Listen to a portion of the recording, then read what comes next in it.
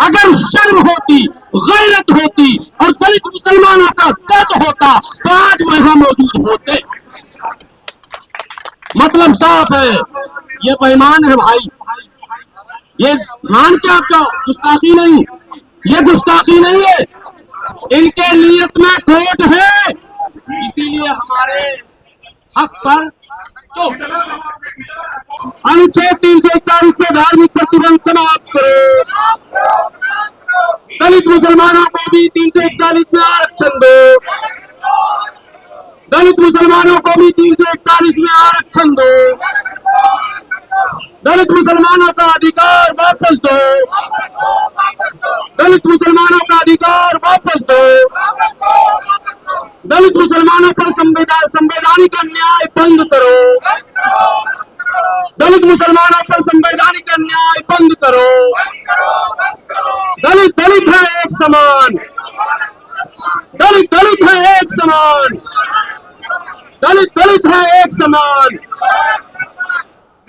सोनिया गांधी जी ने एक्सेप्ट कर लिया था कि भाई अब तो सरकार पूरी हो रही है 14 में, अब जो इलेक्शन होगा मैनिफेस्टो में मैं आर्टिकल 341 लिखूं तो 14 में मैनिफेस्टो में मैं करूंगी और सरकार आ गया तो करवा दूंगी। एक इत्मीनान हम लोगों को, सरकार चाहे तो सुप्रीम कोर्ट का क्या मतलब, सरकार चाहे कानून बनाए, सरकार चाहे कानून हटाए। और आ गए तिरपाल लाओ, वहां पीछे एकदम गाड़ी खड़ी, रख दो।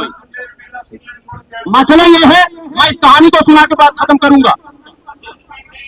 सोनिया गांधी तैयार हो गई, धीरे धीरे चुनाव का समय आ गया, 2014 का बिगुल बन गया, देश में एक नया माहौल बनाया गया। डर से कांग्रेस ने मैनिफेस्टो में फिर इसका जिक्र नहीं किया।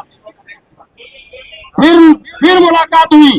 अब जो एक्सपर्ट है राजनीति के उनको याद होगा, 2014 में कांग्रेस ने 2 बार मैनिफेस्टो जारी किया था, पार्ट 1 पार्ट 2। तो जब पार्ट 1 जारी हुआ उसमें आर्टिकल 341 का जिक्र नहीं था, तो फिर मोर्चा की टीम मिली, डेलीगेशन मिला, बोले ये क्या कर रहे, आपने तो वादा किया था। फिर सेकंड पार्ट में इंक्लूड किया गया, लेकिन सब कुछ लुटा के होश में आए तो क्या किए, और दिन में अगर चिराग जलाए तो क्या किए। वो तो सरकर्वे वहां से खत्म हो गई, न दोबारा लौट के वो आई और न कर पाती। अब मैं ये बताना चाहता हूँ कि कमजोर यूनिट है हमारी, हम जमीयत नहीं है, जमात नहीं है, हमारे पास फंड नहीं है, हमारे पास पैसे भर भर के आने का लाने का कोई रास्ता नहीं है। तो जब हमारी तंजीम सोनिया गांधी को राजी करा सकती है तो बाकी तंजीमें चाहे तो क्यों नहीं करा सकती है। ये इसका मतलब जानबूझकर नाइंसाफी हो रही है। ये मेरा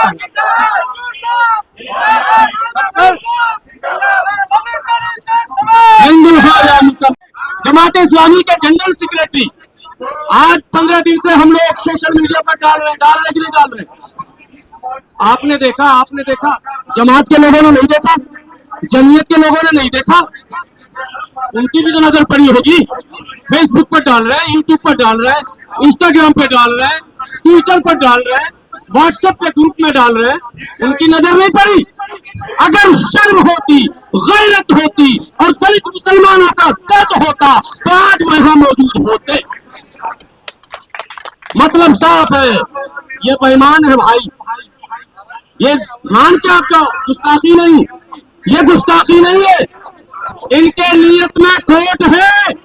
इसीलिए हमारे हक पर चोट, वरना हमारे हक पर कोई चोट मारने वाला नहीं था। क्या बात कर रहे हैं, आपके कसीदे पढ़े जाते थे।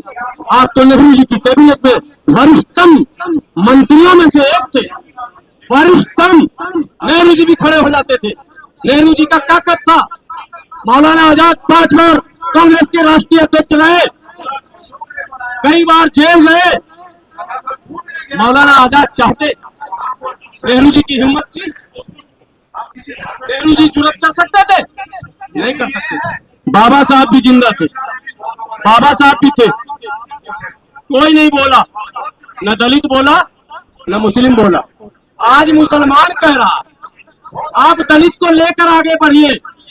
अरे भाई, कोई नेता दलित का ऐसा नहीं इस धरती पर जिससे जाकर मिला ना हो, जिसको जाकर समझाया ना हो। और मैंने कहा आप पर भी पाबंदी है, आपको बांधा गया है, हमको रोका गया है, आपको बांधा गया है। अगर कोई दलित आप में से हिम्मत भी कर लो कि इधर उधर जाने की, रोका किसको गया? लेकिन वो भी समझने को तैयार नहीं हुए। मैं तो अभी लाइव आया था, आप लोगों ने सुना कि नहीं सुना? 1 घंटे का लाइव था 2 दिन पहले। मैंने सारी हिस्ट्री रखी थी, देश की सच्चाई फेसबुक पेज पर मैं लाइव आया था। 1 घंटे का लाइव, कभी मौका मिले उसको दोबारा सुन लीजिएगा। देश की सच्चाई फेसबुक पेज पर सारी हिस्ट्री मैंने उसमें रखी है। ये लड़ाई न हम सफर से न हम नशी से निकलेगा, न हम सफर से न हम नशी से निकलेगा, हमारे पांव का कांटा हम ही से निकलेगा। दलित मुसलमानों को आना पड़ेगा, जागना पड़ेगा, उठना पड़ेगा, अपने अधिकार के लिए जंतर मंतर और राजलीला मैदान फाड़ना पड़ेगा। कारण जब तक बढ़ाओगे नहीं, हक पाओगे नहीं, कोई न देता। डेमोक्रेसी में सब अपना काम बनाते रहते हैं, दूसरों को पीछे छोड़ते रहते हैं। अपने अधिकार के लिए खुद ही आगे आना होगा। और अब शिकवा शिकायत भी हमने बंद कर दी, आज कर दिया। 10 अगस्त 2026 को इंशाल्लाह 10 अगस्त 2027 को हम शिकायत नहीं करेंगे, अब नहीं करेंगे उनका तो पोल खोलना था, इसलिए मैं बोल देता हूँ।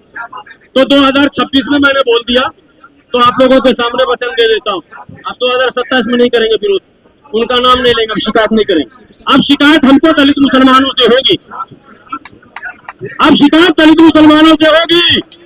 बोलते हम 85% है पसमानदा मुसलमान। कहाँ पर है भाई? किस मोहल्ले में, किस शहर में है, किस जगह है? सवाल नहीं उठेगा। बोले अशराफ 15% है, हम 85%, यही तो लिखते ना।